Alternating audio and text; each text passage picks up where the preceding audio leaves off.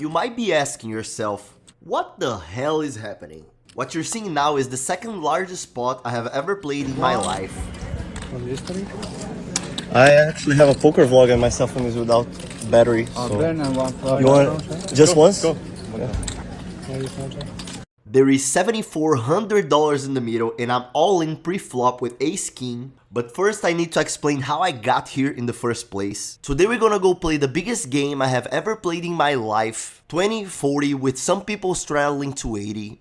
Also my second largest spot ever. And all of this is gonna happen in this session I played at Commerce Casino. And watch this episode until the end because this day was insane. But first I have a very special announcement to make. If you're really serious about improving at poker and make more profits from the game, you need to download the newest version of my ebook, The Profitable Poker Player, 6 Principles for Success in Poker, which is available now for free under the description below. The first version had an average grade of 9.39 out of 10. But on this new version, I added 2 new principles and much more valuable content for you. So click the link in the description below and get your copy for free because this ebook can completely change your results at poker for the future. Now coming back to poker, I buy in for the max at the 5-10 table for 1500. In the first hand, I'm on the button with pocket sixes, 1 limper, hijack raises to $50. I see no better option than calling and we go heads up to a flop that comes 7-8 queen with 2 diamonds.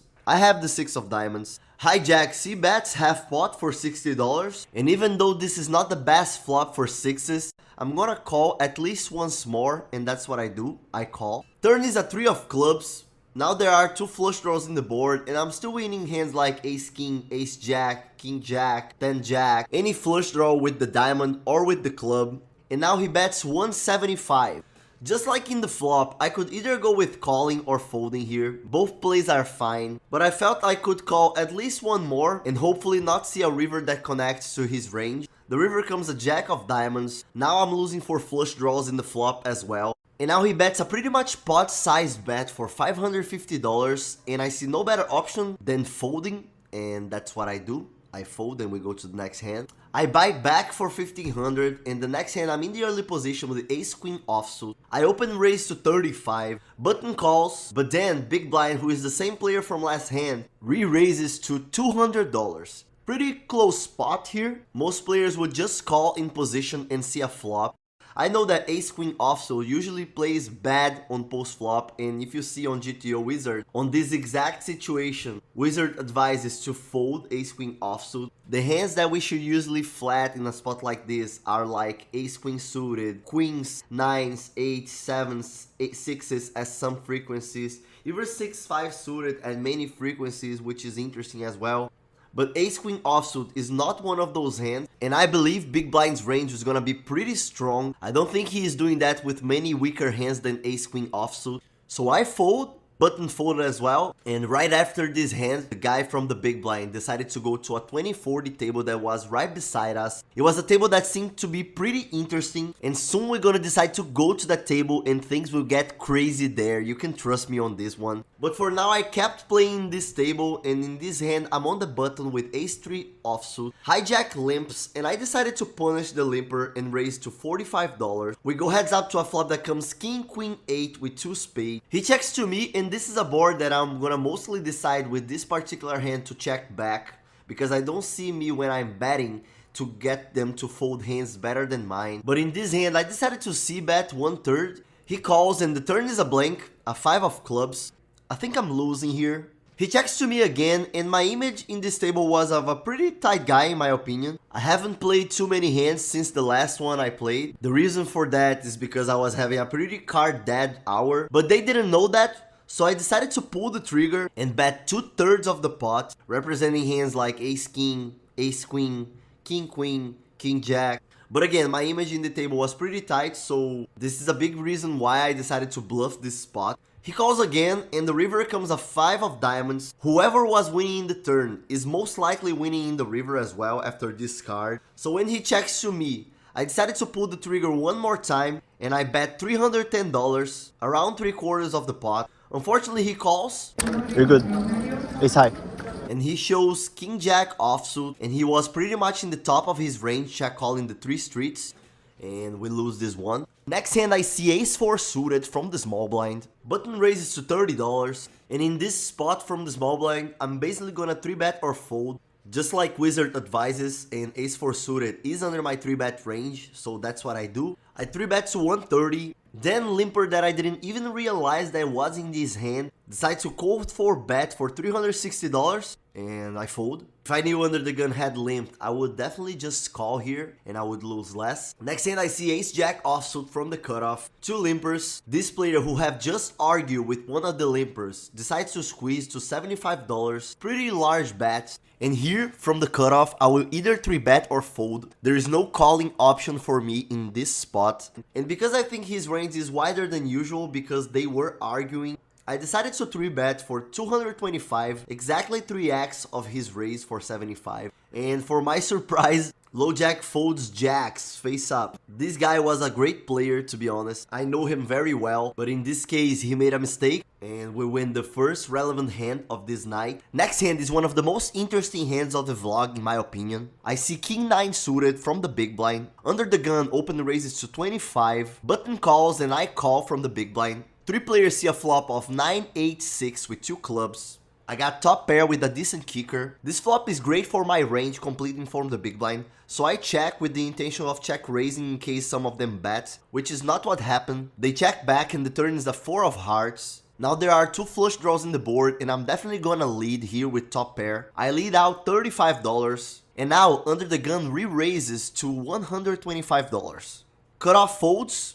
This guy seemed to be a good player. And a good player would know he can check hands on the flop like aces, kings, queens, jacks, which all those hands I'm losing. But I'm also winning hands like ace king, ace queen, ace jack, king queen, flush draws that he can have in his range. So here is a clear call in my opinion, and that's what I do, I call. River is a 4 of spades, so flush draws miss. I check again with the intention of most likely calling in case he bets. But then he makes a little more than an overbet size for $350. This 4 of spades would be great for a hand like aces, kings, queens, jacks, cause now 9-8, 9-6, 8-6 get counterfeited because he has better 2 pair. For my call to be profitable here, I gotta be right more than 34% of the times.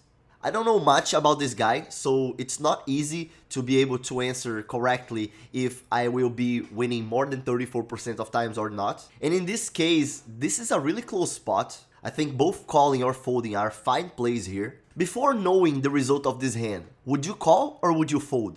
Let me know in the comment section here. But after thinking for a while and giving this guy some credit that he wouldn't be bluffing the flush draws because all of the flush draws missed. So whenever there are many missed flush draws, it's advisable for you not to bluff so much because you will have many bluffs in your range.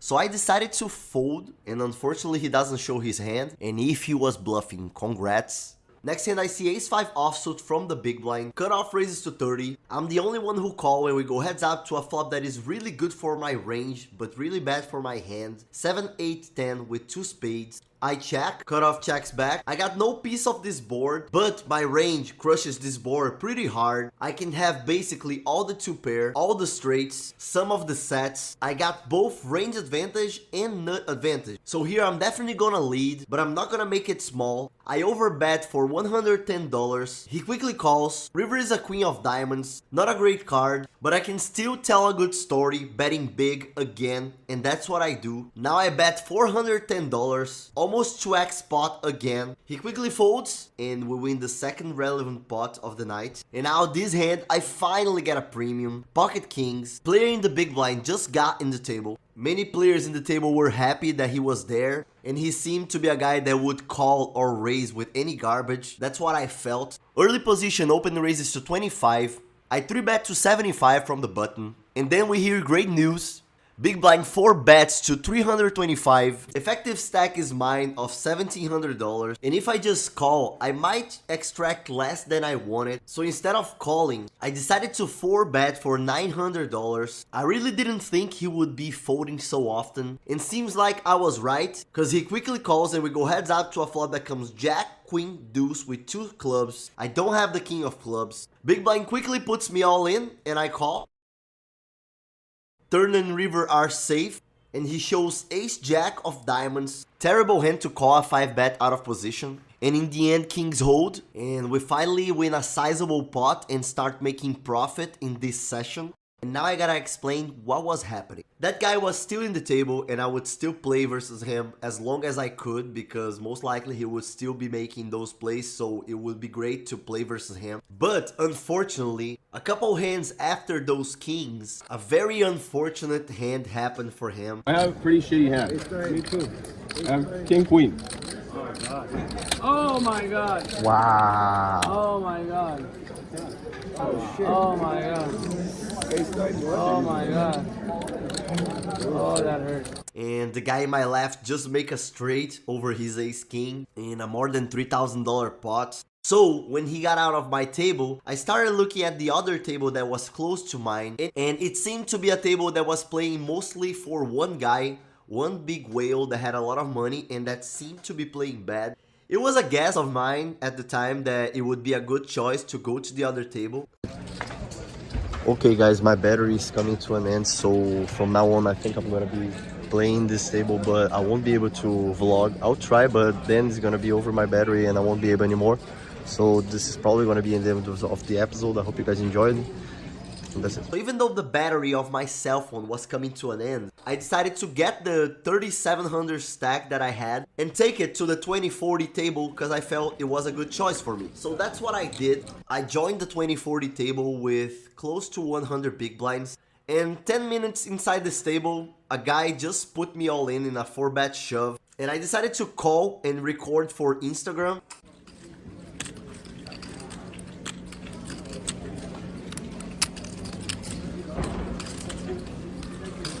One from history. I actually have a poker vlog and my cell phone is without battery. So Ben and one for you want just once? Go. Yeah. Poker Profit, the name of the channel.